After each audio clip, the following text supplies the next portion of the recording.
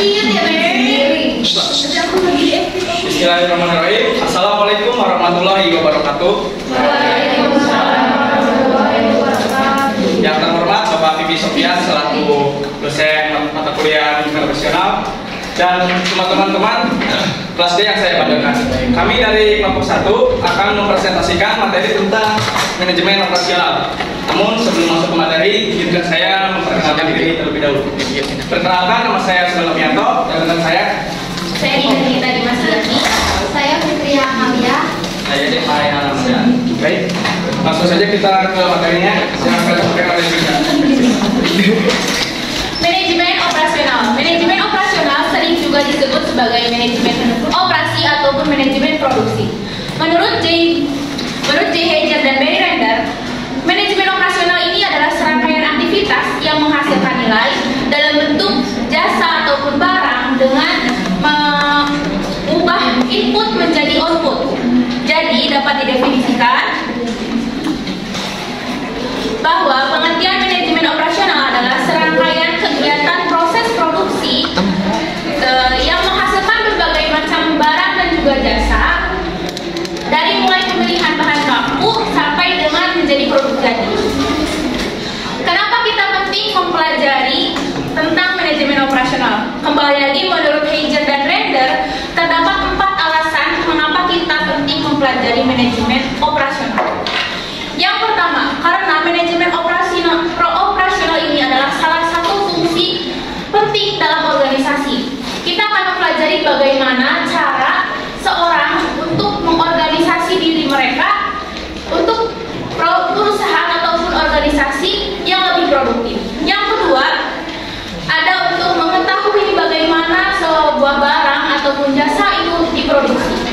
Fungsi produksi merupakan sebagian segmen dari masyarakat yang menciptakan produk yang kita gunakan. Yang ketiga, ada untuk memahami apa saja yang dilakukan oleh manajer operasional.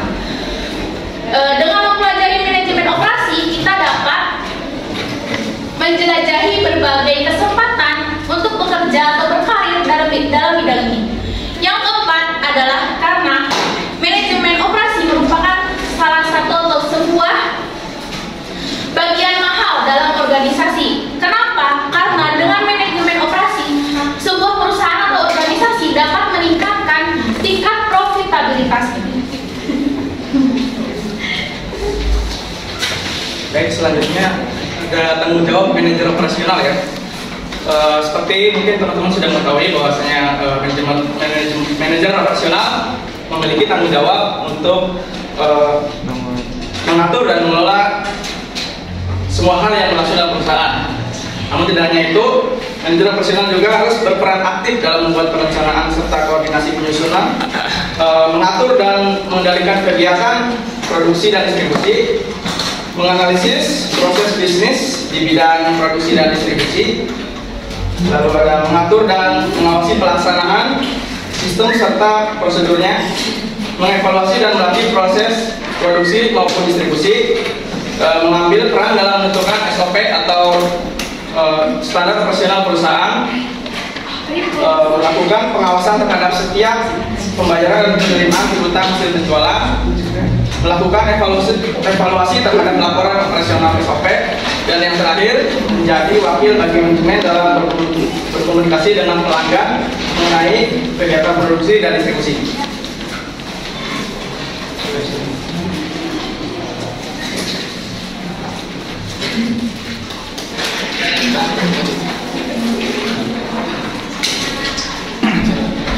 Selanjutnya, sejarah manajemen operasional.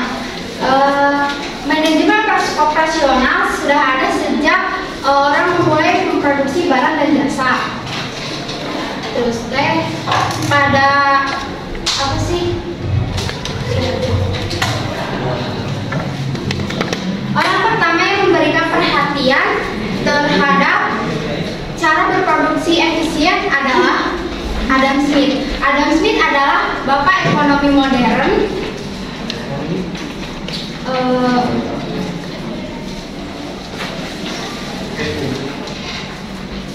Bapak ekonomi Adam Smith adalah bapak ekonomi modern salah satu karya utamanya yang paling terkenal, ia menuliskan buku yang berjudul The Wealth of Nations yang diterbitkan pada tahun 1776.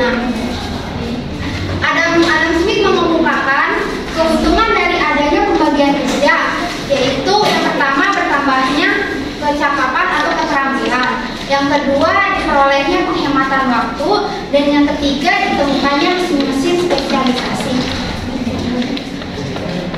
Nah, selanjutnya pada masa ini kemudian terjadi perubahan sistem produksi dari sistem produksi rumahan menuju sistem produksi dengan mesin, seperti ditemukannya alat pintal, lalu alat tenun, kemudian mesin tual.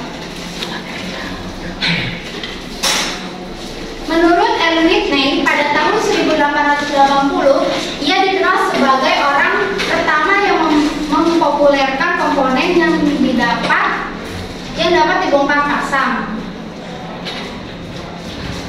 yang didapat melalui standarisasi dan pengendalian mutu.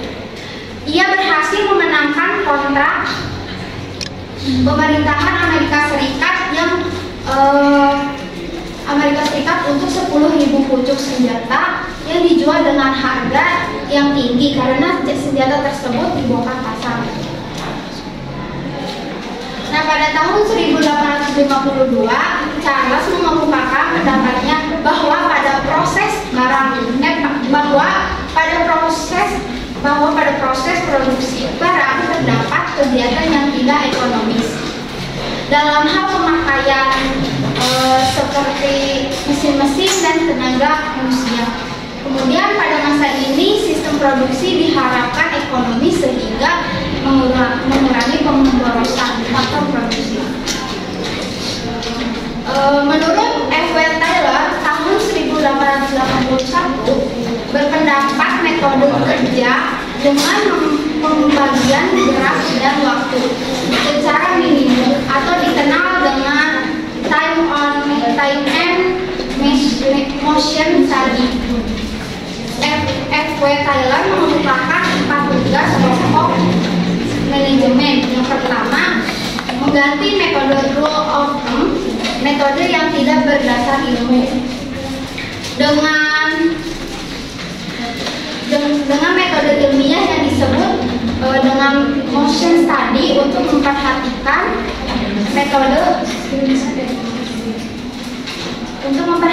gerak minimum sehingga diperoleh hasil maksimum. Yang kedua, mengadakan seleksi dan pelatihan. Yang kedua ini, manajer harus mengadakan seleksi dan pelatihan terhadap buruh atau tenaga kerja secara ilmiah serta menghilangkan sifat individualis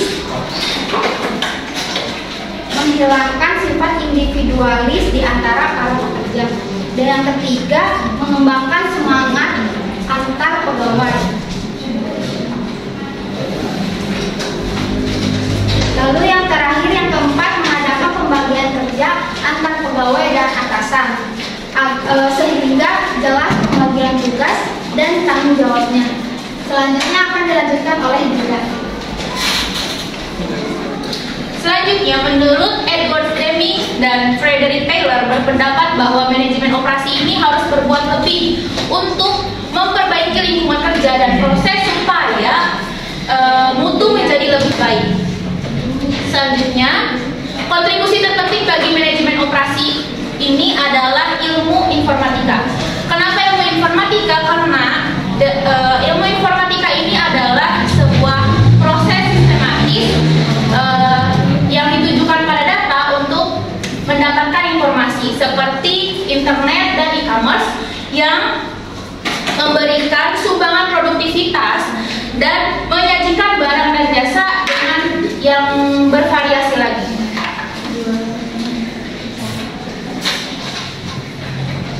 Selanjutnya, kegiatan manajemen operasional di sektor barang dan jasa. Di sektor barang ada manufaktur, pertanian, perikanan, pertambangan, otomotif, dan perumahan. Di sektor jasa ada industri, perdagangan, perdagangan, perdagangan, perdagangan, perdagangan, perdagangan, perdagangan, perdagangan, perdagangan, perdagangan, perdagangan, perdagangan, perdagangan, perdagangan, perdagangan, perdagangan, perdagangan, Di sektor jasa pun ada beberapa, yaitu pendidikan, perbankan, hukum, administrasi, kesehatan, dan asuransi. Tantangan dinamis dalam manajemen operasional. Pertama, ada fokus global. Penurunan cepat dalam biaya komunikasi dan transportasi telah memicu adanya pasar global. Hal serupa sumber daya dalam bentuk modal, bahan baku, talenta, buruh pun menjadi global. Hasilnya, negara-negara di seluruh dunia berkontribusi terhadap globalisasi. Nah, maka dari itu, manajer operasional mencari desain-desain yang efektif dan efisien dan menambahkan produktivitas yang tinggi melalui kolaborasi internasional. Kedua, ada rekanan rantai pasokan. Rekanan rantai pasokan ini bahkan baku serta proses menurunkan rekanan ini. Maka dari itu, penggunaan akhir karena pemasok mungkin mampu mengkontribusikan keahlian yang unik. Maka manajer operasi membangun hubungan rekanan jangka panjang atau kerjasama jangka panjang kita kerja distributor. Ketiga, keberlangsungan. Keberlangsungan di sini maksudnya manajer operasi meningkatkan produktivitas berkaitan dengan pendesainan produk kemasan yang hijau atau ramah lingkungan untuk meminimalisasi penggunaan sumber daya agar bisa didaur ulang atau digunakan kembali. Keempat, pengembangan produk yang cepat. Teknologi yang dikombinasikan dengan komunikasi internasional yang cepat seperti berita, hiburan, dan gaya hidup mengurangi rentang waktu dari suatu produk. Manajer operasi menjawab hal itu dengan struktur manajemen yang baru. Semakin meningkat, teknologi digital dan aliansi kreatif lebih responsif dan efektif. Kelima, kustomisasi massal. Ketika manajer mengenali dunia sebagai pasar, perbedaan antara budaya dan individu semakin jelas, di mana konsumen semakin sadar mengenai inovasi dan pilihan. Maka manajer operasi dengan cepat merespon dengan desain produk dan proses produksi yang fleksibel sesuai dengan kebutuhan konsumen dan tingkat individual. Contohnya, sebuah produksi perusahaan memodifikasi dan menyesuaikan output terhadap permintaan dengan menggunakan teknologi manufaktur fleksibel. Lalu ada kinerja tepat waktu. Persediaan di sepanjang rantai pasokan memerlukan sumber daya finansial menyembunyikan masalah kualitas dan membatasi respon terhadap siklus hidup. Produk yang pendek, masalah ini mendorong manajer operasi untuk mengurangi persediaan pada tingkat awal. Terakhir, karyawan yang diberdayakan, yaitu memberi wewenang kepada karyawan agar bisa memilih atau merencanakan membuat keputusan sendiri terhadap pekerjaan dan tanggung jawabnya, agar memotivasi karyawan untuk memaksimalkan kontribusi mereka terhadap perusahaan. Mungkin itu saja presentasi mengenai saya. Siang-siang pergi ke kota. Jangan lupa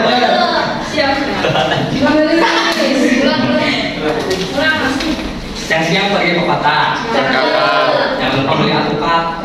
Ya. Demikian presentasi kita. Semoga bisa bermanfaat. Jalan-jalan ke Jayapura. Beli rambutan serta semangka.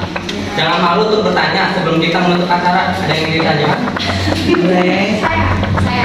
Itu Saya. Kenapa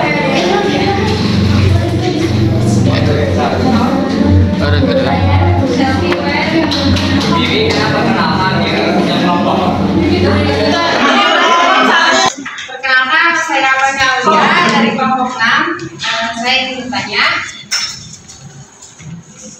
bagaimana manajemen operasional memberikan kontribusi pada kinerja sebuah perusahaan? Maaf ya, saya orang Tiana dari kelompok 4. Izin bertanya kepada kelompok 1. Nah, kan kita tadi udah mempelajari tentang manajemen operasional. Menurut kalian, peran apa sih yang paling berpengaruh besar dalam manajemen operasional di setiap perusahaan? Assalamualaikum warahmatullahi wabarakatuh. Waalaikumsalam warahmatullahi wabarakatuh. Perkenalkan, nama saya Aulia dari kelompok 3. Apa yang terjadi jika perusahaan tidak memiliki manajemen operasional? Terima kasih. Perkenalkan, nama Dalin dan Nur Aini, saya dari kelompok 2 izin bertanya bahwa yang dinamakan manajemen itu adalah memutuskan. Dan di dalam manajemen operasional sendiri, apakah ada trik khusus untuk menjadi sebuah perusahaan menjadi yang baik di dalam bidang manajemen operasional? Terima kasih. Jika perusahaan tidak memiliki manajemen operasional, bagaimana perusahaan tersebut akan bergerak? Kalau tidak ada manajemen operasional, harus ada keputusan dulu dari manajemen operasional. Itu pendapat saya. Mungkin ada yang menambahkan. Tidak biasa. Jadi kalau misalnya nggak ada manajemen operasional, berarti perusahaan itu harus jalan. Iya, soalnya kan manajemen operasional itu manajemen produksi. Karena sebuah perusahaan teh pasti punya tujuan, punya keinginan goalsnya apa. Kalau misalnya nggak ada manajemen operasional, berarti nggak ada yang memutuskan untuk apa dan mencapai tujuannya teh harus gimana tuh, berarti nggak ada yang memutuskan, nggak ada prosesnya gitu. Yang jelas. Hari ini apa yang terjadi di perusahaan ini? Ya, berarti perusahaan berjalan dengan baik. Karena kan yang nggak akan berjalan karena kan nggak ada mau maju apa nggak bisa maju gitu kan? Yang nggak akan maju karena nggak ada prosesnya gitu. Buat apa teh? Nggak ada nggak ada tujuannya, nggak ada yang ambil keputusan. Berarti berjalannya berjalan ya kan, tapi nggak ada tujuan gitu. Organisasi atau perusahaan. Setiap perusahaan pasti punya manajemen operasional, pasti wajib itu mas. Yang nggak akan berjalan kan nggak ada produksi, sudah ada surat.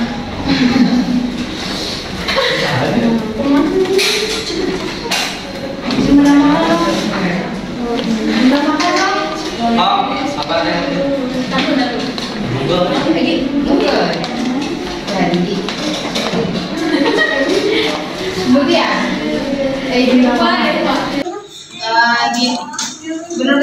Benar kata Gina tadi, setiap perusahaan pasti ada manajemen operasional karena ada bagian-bagian di perusahaan yang memegang manajemen perusahaannya, ya kan. Terus juga kalau yang manajemen operasional itu kan ada yang mengaturnya, berarti untuk persaingan antar perusahaan.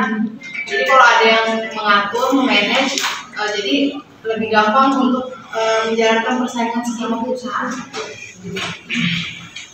Oke. Terima kasih Teh. Izin menjawab pertanyaan dari Linda yang bagaimana cara mengambil keputusan yang baik dalam manajemen operasional dalam sebuah perusahaan supaya perusahaannya berjalan dengan baik. Manajemen operasional harus melakukan evaluasi dan melatih proses produksi maupun distribusi yang seperti tadi dijelaskan, serta melakukan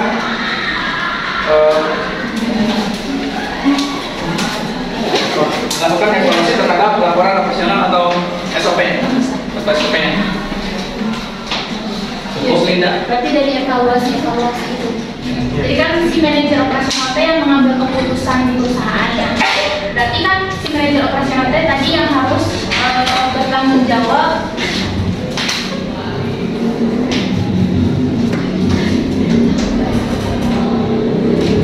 Nah, harus bertanggung jawab buat perusahaan teh dengan cara apa ya tadi, dengan tanggung jawabnya yang buat mengevaluasi dan melatih proses produksi. Ketika proses produksinya dievaluasi atau diamati kan, berarti proses produksinya bisa berjalan lancar dengan baik dan nanti perusahaan juga dapat income-nya baik kalau produknya emang udah diawasi, nggak mereka nggak padu aja deh bikinnya.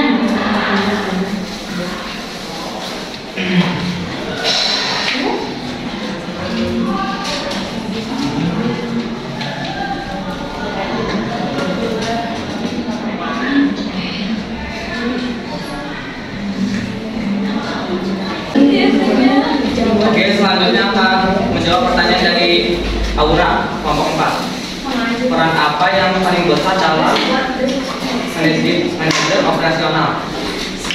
Jawabannya, peran dari manajer operasi ini sangat penting untuk meningkatkan kinerja seluruh elemen perusahaan serta menekankan risiko agar tidak terjadi kesalahan saat mengambil keputusan. Gimana Aura? Ya, Cukup sudah deh.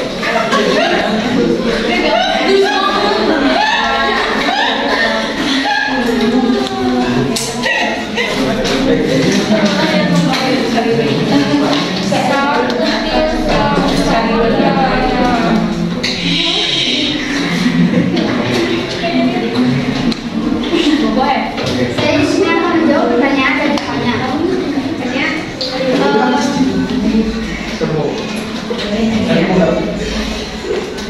Pertanyaan dari Fanya itu sudah dijawab oleh kelompok kami.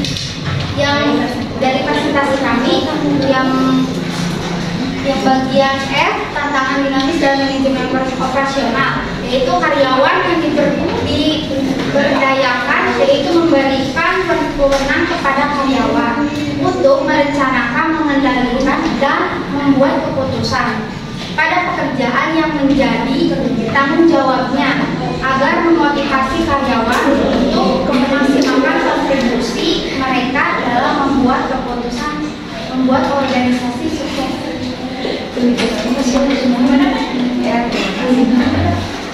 Tidak masalah. Oke, penutupan nih. Siap. Lanjut lagi. Siap.